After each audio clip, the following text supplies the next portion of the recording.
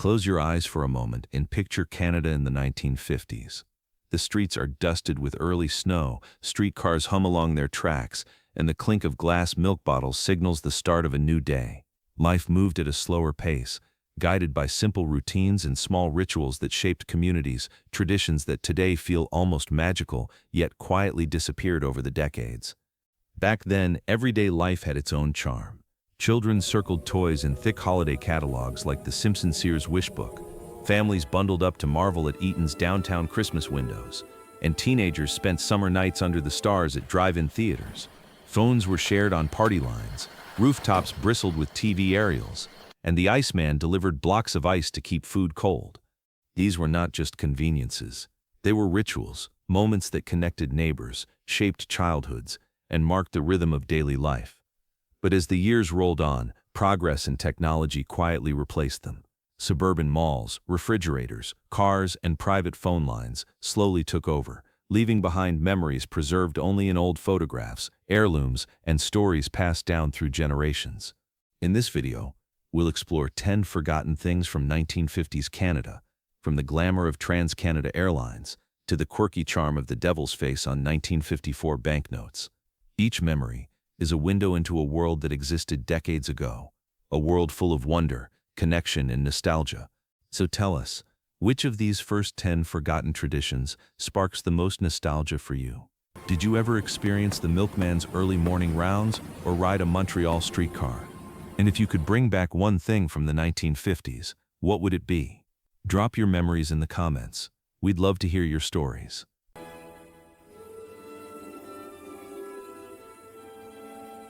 Imagine this. It's a frosty November evening in 1955, and outside, the streets of Canada are wrapped in early winter silence. Inside a warm family living room, a different kind of excitement is beginning. Mom places a thick, glossy catalog on the coffee table, a book so heavy it thuds like a brick. The kids don't even wait. They dive toward it, elbows first. This wasn't just any book. This was the Simpson Sears Wish Book, the dream machine of the 1950s. For millions of Canadian families, the Wish Book was more than a catalog. It was a seasonal ritual, a countdown to Christmas before Advent calendars even became popular. Every year, when that catalog arrived in the mail, it felt like the holiday season officially began. Kids flipped straight to the toy section, eyes sparkling like Christmas lights. The iconic train sets, dollhouses, chemistry kits, cowboy costumes, everything a child could imagine lived inside those pages. Parents had their own routine. They'd scan the pages slowly, quietly planning Christmas budgets, circling items with a soft pencil so the kids wouldn't notice. The Wish Book made gift-giving feel organized, magical, and even a little adventurous. Families in remote towns, especially in northern Canada, relied on it heavily.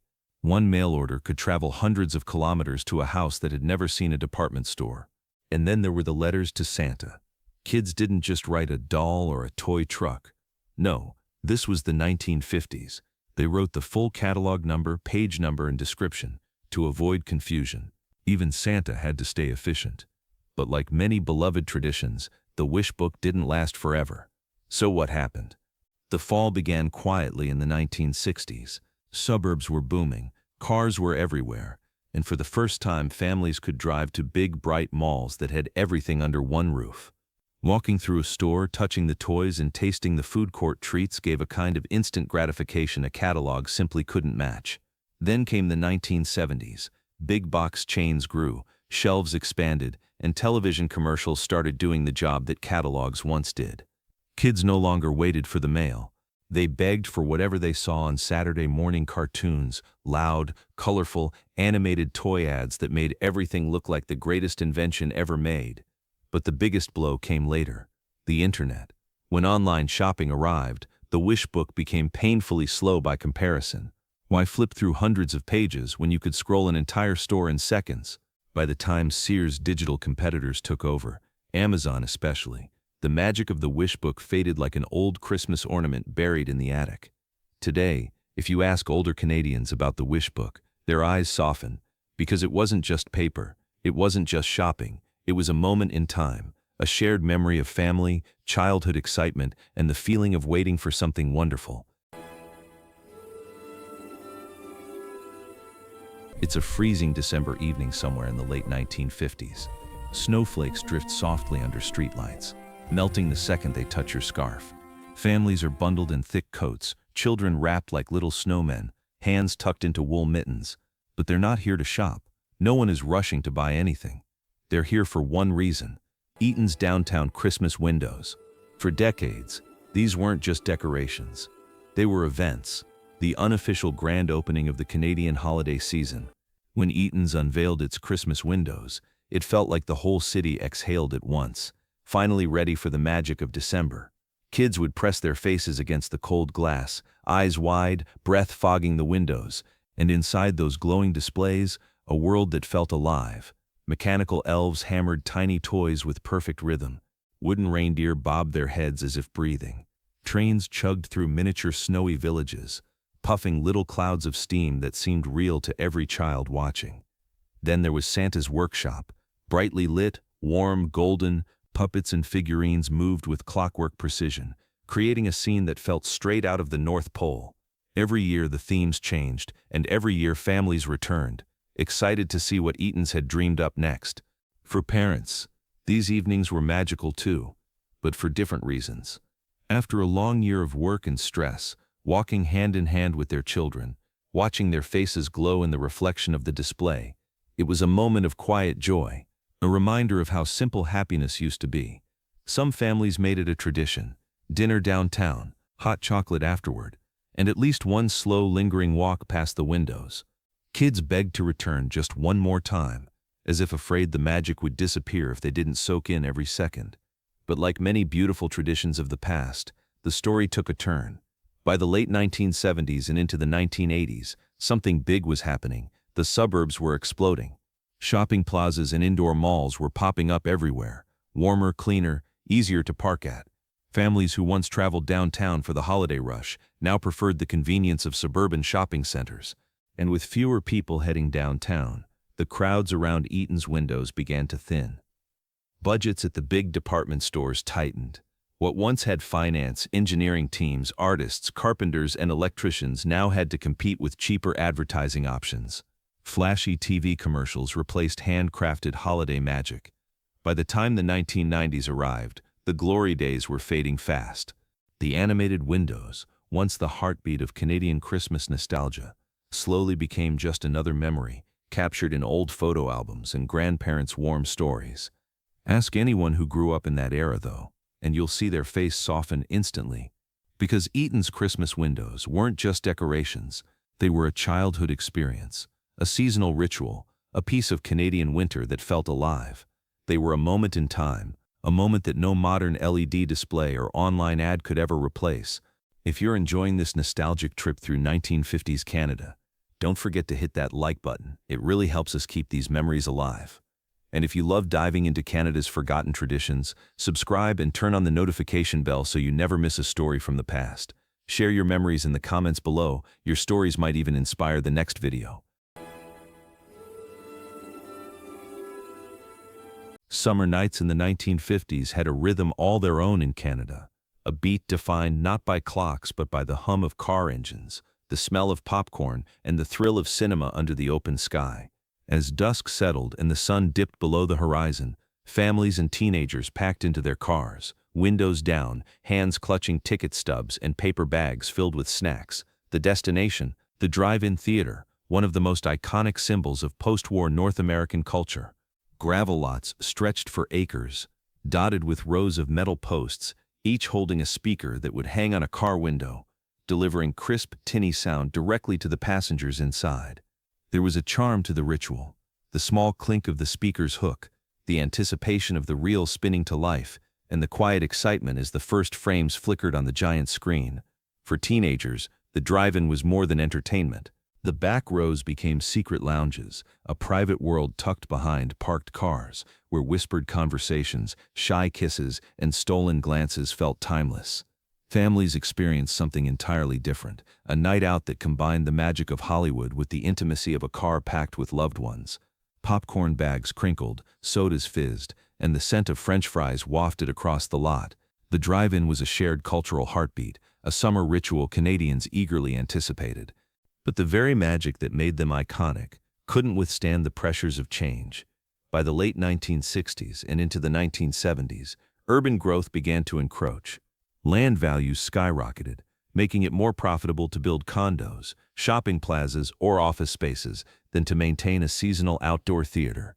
Multiplex cinemas sprouted in cities, offering year-round comfort, climate-controlled interiors, and multiple screens showing the latest releases simultaneously. The short Canadian summer, beautiful as it was, simply wasn't long enough to sustain the business model of the drive-in. Even worse, noise bylaws started tightening, limiting the freedom these outdoor spaces once had enjoyed. Gradually, one by one, the towering screens began to disappear. Gravel lots were paved over, speakers dismantled, and neon signs flickered out for the last time.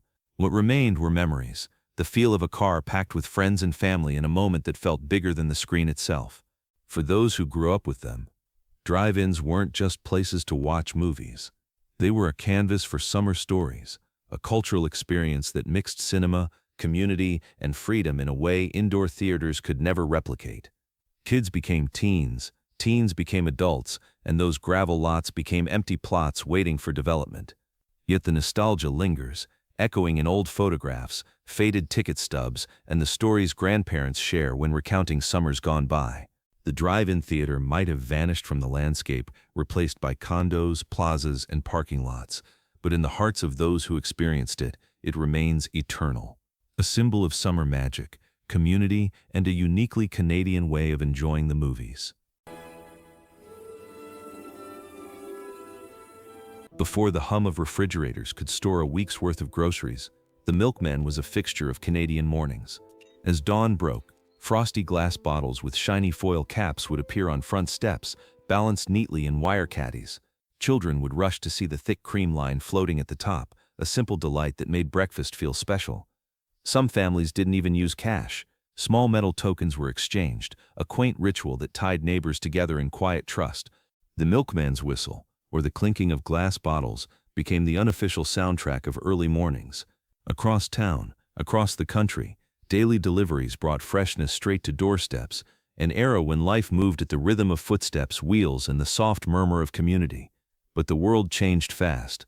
As families bought cars and supermarkets expanded, the economics of daily milk delivery became impossible to sustain. Refrigerators grew larger, enabling people to store milk for days.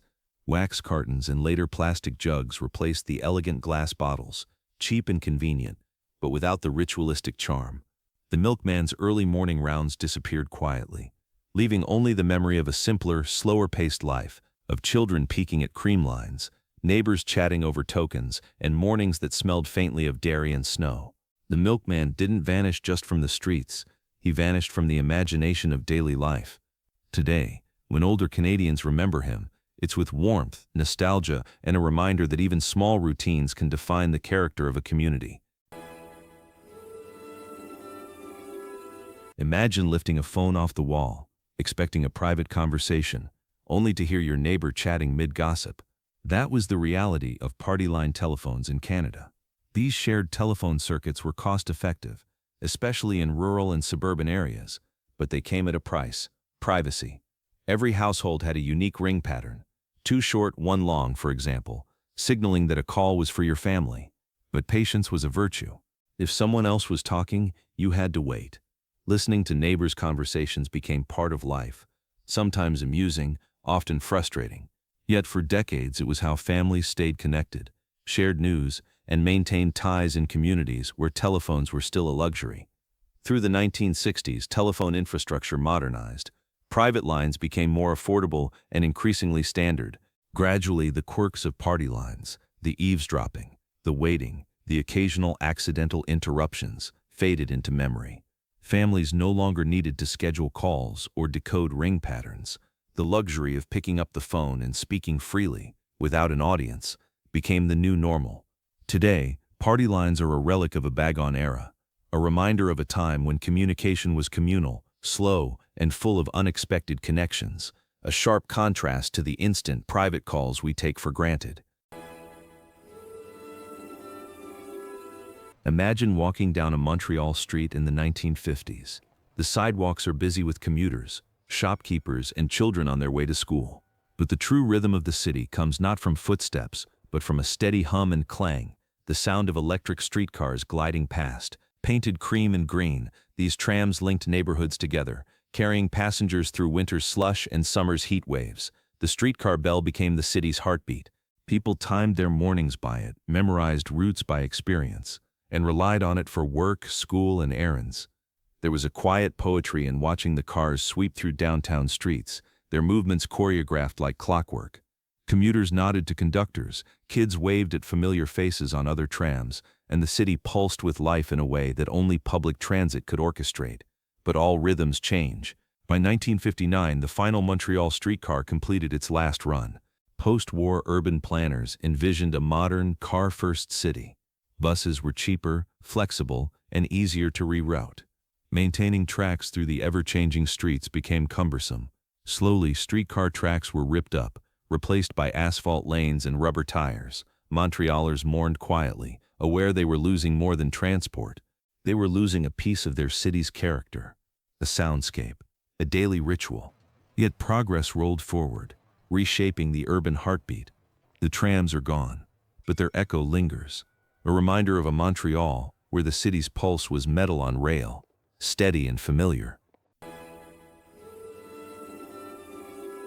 Long before Air Canada became a household name, Canadians looked to TransCanada Airlines as a symbol of ambition and connectivity. The country was vast, distances intimidating, and air travel was still a daring adventure. Boarding a TCA flight in the 1950s wasn't just a commute, it was an event. Gleaming Viscount propeller planes sparkled under hangar lights. Flight attendants wore crisp, polished uniforms. Every takeoff felt glamorous, every landing precise. Flying with TCA was more than convenience. It was a statement. It represented a young nation learning to conquer its enormous landscapes, connecting cities from coast to coast in hours that once took days by train. Canadians looked to TCA with pride. It wasn't just a company, it was a lifeline across the vastness of the country. But the jet age arrived quickly. Sleek aircraft promised speed, comfort, and international travel. Canada's national carrier needed to match the changing times. In 1965, TCA rebranded as Air Canada, trading propellers for jets, a familiar name for a modern world. The look changed, the planes advanced, but the mission remained, to unite a country, one flight at a time. Even though TCA no longer exists, its legacy endures. It reminds Canadians of a time when flying was a luxury, an adventure, and a symbol of progress, a golden era of air travel that helped stitch a young nation together. Step aboard the Canadian in 1955, and you weren't just traveling, you were entering a moving showcase of Canada itself. Launched by Canadian Pacific, this train redefined luxury on rails. Stainless steel railcars gleamed in the sun, domed observation decks invited passengers to soak in panoramic views, and lounges offered cocktails as the country unfolded outside the windows. From Toronto to Vancouver, every mile felt like a living postcard. Passengers sipped drinks while forests rolled past, mountains towered in the distance, and endless prairies stretched under wide-open skies. The train wasn't merely about transport, it was an experience, a celebration of the nation's beauty, ingenuity, and connectivity. Families, business travelers, and tourists alike marveled at the elegance and attention to detail, the plush seats, gleaming tables, and the almost theatrical presentation of the landscape outside. But the golden age of the Canadian couldn't last forever. Economic pressures, route adjustments, and changing travel habits gradually chipped away at its luxury. Cars became more common, airlines grew, and the romance of a multi-day cross-country journey lost its practicality. Over time, some observation decks were altered, and services scaled back to meet the realities of modern travel. Today, the Canadian still runs, carrying passengers across Canada's vast landscapes. But the opulence, the cocktails with a panoramic view, and the feeling that you were gliding through a moving art gallery, that first-decade magic is gone. It remains, however, in photographs, stories, and the memory of a time when the train itself was as much a destination as the cities it connected. Walk down any street in 1950s Canada, and you couldn't miss it. The Canadian red ensign waved proudly outside schools, government buildings, and even private homes. A striking red flag featuring the Union Jack and the Canadian coat of arms, it symbolized the country's British heritage and wartime legacy, a reminder of the ties that shaped the young nation. For Canadians of the era, the red ensign wasn't just fabric. It was identity, tradition, and history woven together. Kids grew up saluting it in schools, while parades and ceremonies reminded citizens of the unity it represented. It was deeply familiar, a comforting presence in a country still defining its own path. But change was on the horizon. As the 1960s progressed, many Canadians yearned for a symbol that felt uniquely their own. This led to the Great Flag debate, a national discussion that stirred strong emotions on both sides. Traditionalists mourned the loss of history, while progressives envisioned a modern, bold emblem for a nation stepping confidently into the future. In 1965, the maple leaf flag was adopted. The red ensign quietly disappeared from flagpoles across the country, leaving only memories and heritage collections. Today, the ensign survives in museums, photographs, and stories, a reminder of Canada's journey from tradition to national self-expression. Picture a crisp 1954 Canadian banknote in your hand. Tilt it just right, and a curious illusion appears, a tiny, grinning devil's face hidden in the Queen's hair. For those who noticed, it sparked whispers, fascination, and even a little mischief. Suddenly, ordinary banknotes became treasure troves for collectors and curious citizens alike. The devil's face notes were not designed to scare anyone, but the optical illusion was unmistakable.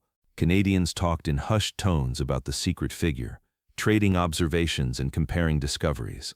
Soon, collectors began hoarding the bills, creating a quiet craze that spread across the country.